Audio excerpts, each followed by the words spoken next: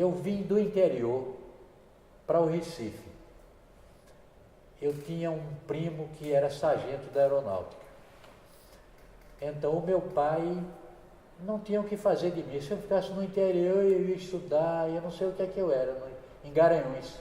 Aí as pessoas diziam, ih, você é daquela terra, aí ficam querendo conversar mais comigo, porque eu sou de Garanhuns. Não sei por que é. Aí eu vim para o Recife e aqui eu me alistei na aeronáutica e fui soldado, depois fui cabo, queria ser sargento, não pude. Eu desenhava desde menino. Aprendi a desenhar com um tio, Samuel Santiago. Ele era de Catende. Quando eu entrei na aeronáutica como soldado, eu já era um bom desenhista. E eu fui trabalhar numa seção de desenho com sargentos. Eu soldado. Então, eles não me davam para desenhar mais coisa, porque eles eram mais importantes, né? Mas eu achava o desenho deles duro, aquele desenho feito com tira-linha, feito com régua. Trabalhava com normógrafo, entendeu? O normógrafo era uma coisinha que trabalhava com nanquim e ia seguindo uma reguinha com as letras feitas. Eu fazia as letras à mão livre, com uma pena bem feitinha, bonitinho, entendeu?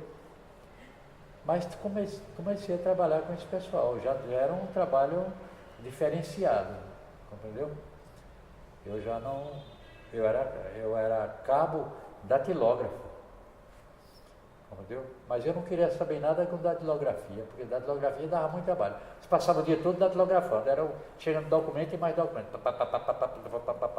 Eu não, eu queria trabalhar com desenho. E fui transferido para Salvador. Nessa época havia um problema, isso era antes de 64.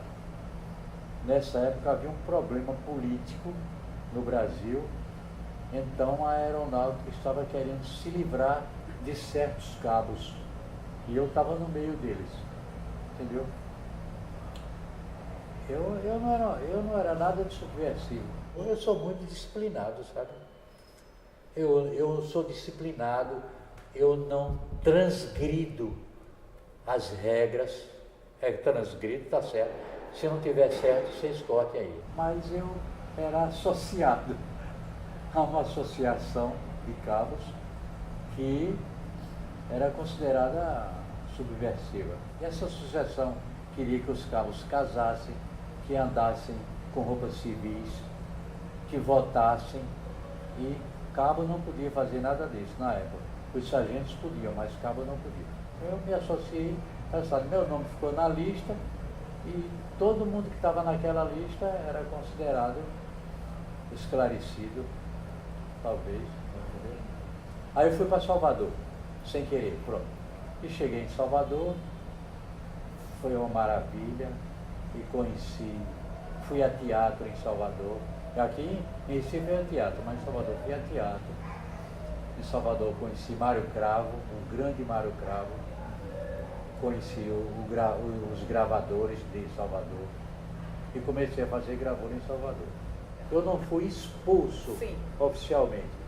Eu fui desligado da aeronáutica, então na minha carteira de reservista está escrito que eu fui licenciado pela portaria tal a ser sido o ministro da aeronáutica da época de 64, o revolucionário.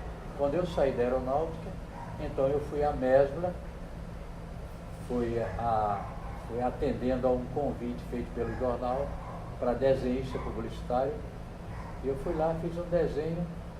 O desenho estava tão bom que quando o diretor da loja viu, disse, fala para o resto dos candidatos que a vaga já foi preenchida. Era um desenho feroz, viu? Depois fui para São Paulo. E você saiu de Salvador por quê? Eu vim embora para Recife. Você retornou para o Recife? Não, porque quando eu cheguei na rodoviária, o guichê de Recife era lá longe. Eu de São Paulo estava bem pertinho aqui. E parece que era o mesmo preço. Aí eu comprei passagem para São Paulo. Fui para São Paulo quase sem querer. Fiz um diário de São Paulo, que foi publicado na revista Piauí. Ela publicou o Diário de São Paulo. É uma gracinha, com desenhos que eu fiz em São Paulo. Tudo eu fazia caprichado, porque eu queria ser desenhista de publicidade. Não consegui trabalhar como desenhista de publicidade em São Paulo. Porque quando eu ia pedir, eu morava em pensões, em ruas horrorosas, entendeu? E quando eu dizia que onde morava, então cortavam logo Sua intenção. a minha intenção, porque eu não podia morar naqueles lugares. Eu fui estudar desenho numa escola em São Paulo, que cheguei lá, que depois de 3 meses o cara estava me enrolando, entendeu? Era uma escola chamada Escola Nacional de Desenho. E o cara, o método era o seguinte, você entrava na sala, ele dava um papel A3, ele dava uma página de um caderno chamado Aprenda a Desenhar com Reinaldo Silva. Então ele arranjava as páginas daquela revista e dava, você vai desenhar agora aqui uma cascata. Aí eu desenhava a cascata. Agora você vai desenhar um cachorro, desenhava o cachorro. Então eu desisti de estudar na escola. Quando ele publicou um anúncio no jornal, pedindo professor para ir para Curitiba, para a escola de Curitiba. Aí eu me apresentei com o anúncio e ele na hora me empregou. Eu fui ser professor e diretor da escola de Curitiba. E Curitiba foi perigoso, porque eu quase que caso. Foi uma coisa, eu estou sério mesmo. Nem sei, aí minha vida estaria completamente diferente. Mas vim casar no Recife. Entendeu? Aí você retoma, volta para o Recife. Voltei para o Recife e fui trabalhar em Brenan. Fui ser desenhista de garrafas de Coca-Cola na Companhia Industrial de Vidro Civi, em Brenan. Eu estudava na Escola de Belas Artes ainda, era 71. Eu fui ao primeiro festival de Ouro Preto. Eu não tinha dinheiro para ir para Ouro Preto, nem para pagar a inscrição lá, era caro. Então o que era que eu fazia? Eu ia numa empresa de ônibus aqui e dizia que ia lotar o ônibus.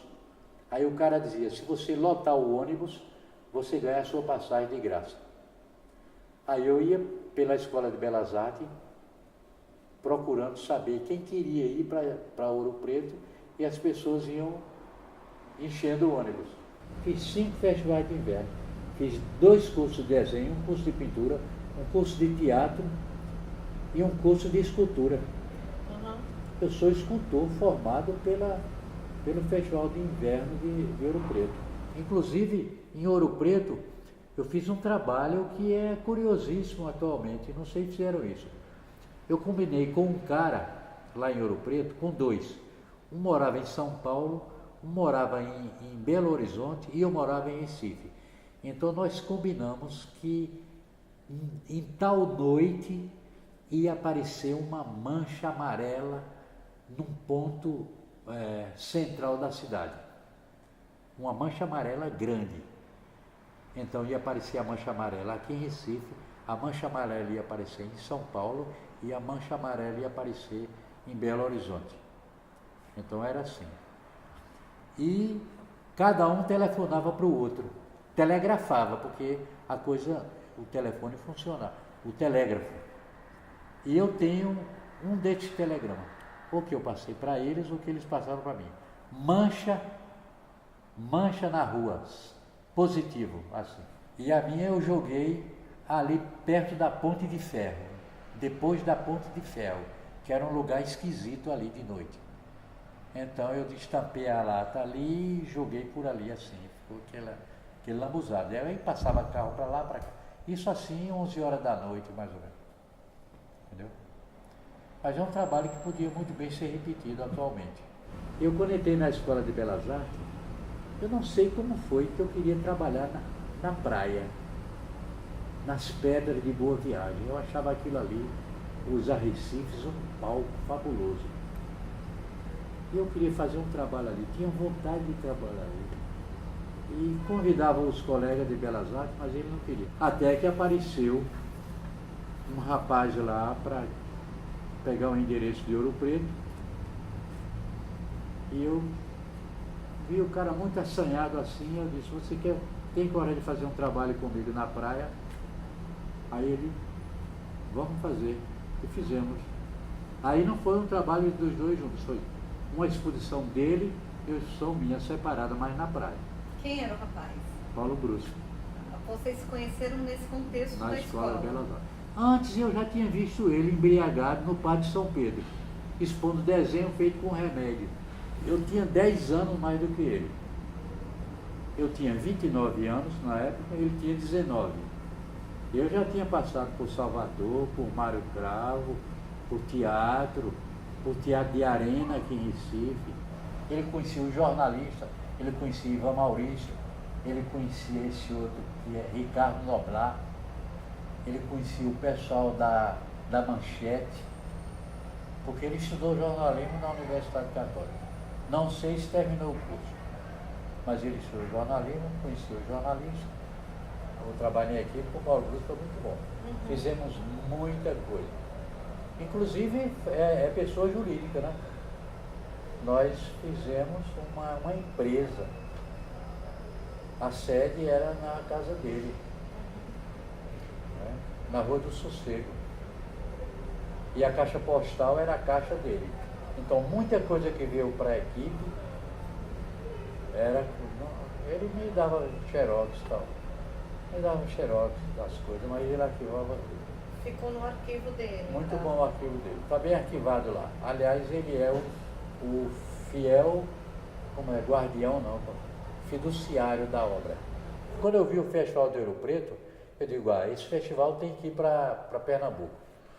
Aí imaginei um festival em Garanhuns, que não foi possível ser feito. Aí tentei fazer um festival aqui em Recife e fiz o festival. E depois levamos para fazer em Olinda. E depois de Olinda tinha um secretário em Olinda que deu uma sugestão para ser feita na Universidade Católica, pelo Departamento de Extensão Cultural. Inclusive tinha um rapaz na época, que hoje é um grande fotógrafo, que na época era um grande fotógrafo. Ele, inclusive, é meu amigo agora no Facebook, eu não me lembro do nome dele. Mas ele, na época, foi ele que fotografou o Zdeněk Hampel, que era um coreógrafo estrangeiro que morava no Recife e dava dança na Universidade Católica. E esse cara foi com esse cara que eu planejei a primeira coreografia H que foi feita nas pedras. Isso era uma performance que não tinha esse nome não. Eu botei esse nome depois em homenagem ao Helio de Sica, porque eu não conhecia Helio de Sica não. Vim conhecer aqui em Recife. Nem sabia que ele existia. Eu não sabia que existia Regina Vaca, nem Helio de Sica, nem Ivaldo Granato. Mas aqui, o que a gente estava fazendo aqui em Recife, sem saber que estava acontecendo no resto do mundo, era importante. E essa coisa do artista fazer, o artista aqui no Recife fazer a mesma coisa que iam estar fazendo na Europa, existe um nome em alemão que é o espírito da época, que certas pessoas têm capacidade de captar isso, entendeu? E fazer, se expressar como uma coisa que acontece aqui, aconteceu lá sem saber que os dois estavam fazendo a mesma coisa. A equipe se desfez, eu não sei por que foi, mas se desfez suavemente, como a luz das estrelas se desfaz com o sol da madrugada. Eu terminei a Escola de Belas Artes, depois fiz jornalismo, fui diplomado mesmo, tem meu nome lá na parede, na Universidade Católica. E eu fui fazer jornalismo porque eu queria estudar comunicação. Eu não queria ser jornalista não, eu queria estudar comunicação e não existia. Existia um cara chamado Humberto Eco, que escrevia sobre comunicação. Eu lia e não sabia o que era comunicação. Nem sei o que é hoje mais comunicação. Nem sei, acho que é uma pulha. Aí fui fazer jornalismo. Isso foi bom porque eu fui trabalhar na Fundação de Cultura como jornalista. Ganhei mais. Aí eu vi um negócio muito importante em artes gráficas. A boa arte gráfica é invisível. Uma arte gráfica, quando ela está bem perfeita, ela é invisível. Porque você não se perde para dizer, mas que diagramação bonita, e não lê o que está escrito. Você pega um cartaz, por exemplo, e diz, mas que cartaz bonito, mas não lê o que está escrito no cartaz. O que você tem que dizer primeiro é ler o cartaz, depois você pode ver, entendeu? Entendi. A diagramação. A performance é o seguinte, o artista vai ficando velho e desenho dá trabalho, pintar dá trabalho. Então ele vai fazendo uma coisa mais safada, por exemplo, vai começando a trabalhar com o corpo, vai fazendo happening. Você fazer happening é só convidar o pessoal para ir para o happening. E o povo vai, entendeu? Então começou assim. Mas a falar em happening, eu não sei como isso aconteceu, não me lembro como essa ideia foi surgindo, entendeu? Mas tem mais tempo nisso. Essa ideia surgiu há uns 10 anos mais ou menos. Tá bom? Tem coisa minha que está engavetada há muito tempo. E o mais curioso é que, suponha que ela esteja engavetada há 10 anos, quando aparece, aí está atualizadíssimo. Não sei, eu não sou de quebra-regra não. Mas eu quebro e chamo mais gente para quebrar comigo. Eu não quebro sozinho. Eu dou uma chance para você, porque quem vem de pijama para aqui não foi essa pessoa que inventou. Eu vou porque foi Daniel Santiago que inventou isso, então eu vou para lá. O doido é ele, não sou eu não. Eu vou só participar de uma coisa. O Ezra Pound disse que a verdade está no sonho. Isso que nós estamos fazendo agora é uma sobrevivência. Nós estamos sobrevivendo. Então estamos tentando comer, estamos tentando nos alimentar e dormir. E é durante o sono que aparece a verdade, que é justamente no sonho.